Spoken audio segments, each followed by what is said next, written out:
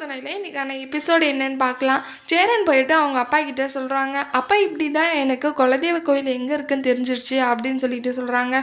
இதில் போய் என்ன இருக்குடா, அது எங்கே இருக்குன்னு என்கிட்ட கேட்டிருந்தா நானே சொல்லியிருப்பேனே, அதுவா திண்டுக்கல்ல இருக்குது அப்படின்னு சொல்லிட்டு சொல்கிறாங்க. அதுக்கு அப்பா உங்களுக்கு ஏற்கனவே தெரியுமான்னு சொல்லிட்டு சொல்கிறாங்க.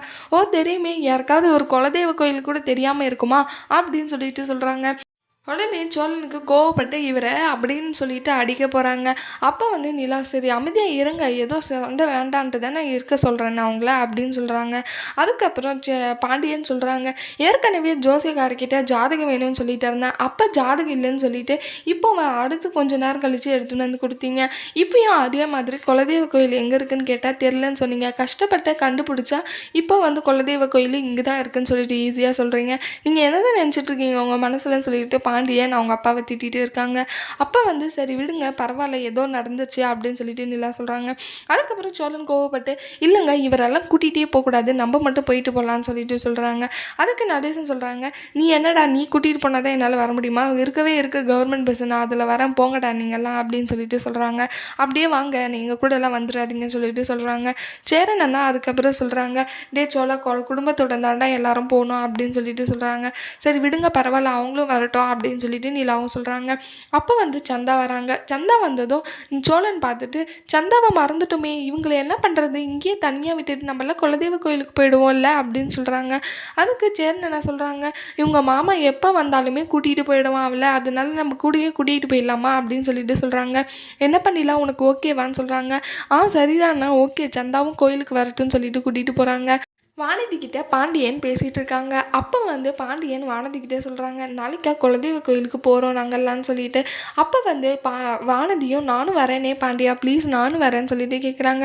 டே இல்லடி வந்துடுறோம் நாங்கள் சீக்கிரமாகவே, அதெல்லாம் வேண்டாம் நீ வீட்டிலே இரு அப்படின்னு சொல்லிட்டு சொல்கிறாங்க. அடுத்த டைம் போகலான்னு சொல்லிட்டு பேசிகிட்டு இருக்காங்க.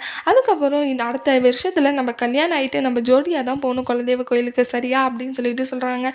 பாண்டியனும் அப்படி தான் போகலான்னு சொல்லிட்டு சொல்கிறாங்க. வானதியோட அண்ணா வீட்டுக்கு வந்தது பார்த்துட்டு வானதி போயிட்டு நாங்கள் 2 பேரும் கல்யாணம் பண்ணிவிட்டு அடுத்த வருஷம் பாண்டியனோட குலதெய்வ கோயிலுக்கு போயிட்டு தான் வரப்போகிறோம், நாங்கள் இன்னமும் லவ் பண்ணிட்டு தான் இருக்கோம், கண்டிப்பாக கல்யாணம் பண்ணிக்குவோம்னு சொல்லிட்டு வெறுப்பேற்றுற மாதிரி போய் பேசிட்டு வராங்க. பாண்டியன் கேட்குறாங்க, எதுக்குடி இந்த வேலையெல்லாம் உனக்கு, அமைதியாக இருக்க மாட்டியா, உன் அண்ணனை வம்பு இழுக்கிறதே நீ தான் போலியே அப்படின்னு சொல்கிறாங்க. இல்லைடா பாண்டி நம்ம எப்பயாவது சொல்லி காமிக்கணும், நம்ம லவ் பண்ண போகிறோம் கல்யாணம் பண்ணிக்க போகிறோம்னு சொல்லிட்டு அப்போ தான் அவங்களுக்கு அதெல்லாம் ஞாபகம் இருக்கும்னு சொல்லிட்டு வானதி சொல்கிறாங்க. என்னவோ சொல்கிற அப்படின்னு சொல்லிட்டு சொல்கிறாங்க. அதுக்கப்புறம் பல்லவன் ஒருத்தர் ஃபோனை பார்த்துட்ருக்காங்க. அந்த ஃபோனில் ஒரு பொண்ணு ஃபோட்டோ இருக்குது. அதை பார்த்துட்டு சோழன் எங்கே கொடுற அந்த ஃபோட்டோவை பார்க்குறேன்னு சொல்லிட்டு சொல்கிறாங்க.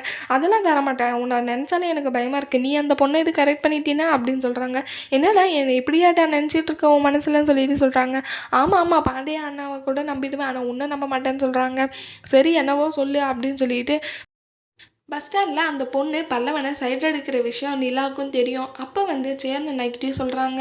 எல்லாருக்குமே இந்த விஷயம் தெரிய வருது. அடுத்த நாள் எல்லோரும் கோயிலுக்கு போகிறதுக்காக ரெடி ஆகிட்ருக்காங்க. அப்போது நடேசன் எங்கேயோ பேக் பண்ணிவிட்டு எங்கேயோ போயிட்டுருப்பாங்க. அவங்களுக்காக வெயிட் பண்ணிகிட்டு இருப்பாங்க. என்னென்ன இவர் இப்படி பண்ணுறாரு, அதுக்கு தான் இவரெல்லாம் தேவையில்லைன்னு சொன்னேன்னு சொல்லிட்டு சொல்கிறாங்க. அப்போ நடேசன் வராங்க கொஞ்ச நேரத்தில்.